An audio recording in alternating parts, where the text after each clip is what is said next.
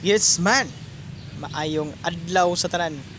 Kini da inyong ubos nga higala, apan taas og pasensya. Security na mag-uuma. Parihara mong trabaho, parihara mong trabahante, pareha mong posisyon.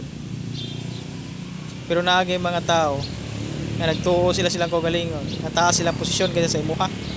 Bisag parihara mo, di ba?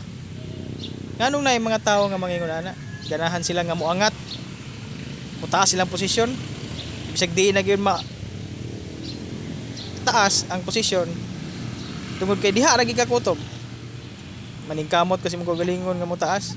Imong buhaton tanan nimo nga makaya, pagkasipsip nimo, pagkahulhugira nimo, hulhog nimo para lang kang moangat.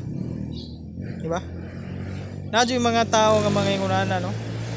Dili mo trabaho nga patas. Magtrabaho dito nga patas. Total pareha lang tag posisyon, di ba? Anong ganahan mo kang mulamang sa imong isig ka trabaho? Na dapat ang imuha untang trabaho ang imong bantayan.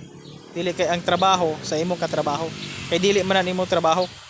Dapat ang trabaho nimo imong bantayan kay mao na imong trabaho. Dili kay ang trabaho sa imong kauban nga trabahante. Di ba? Mao na guys. Thank you for watching and God bless everyone.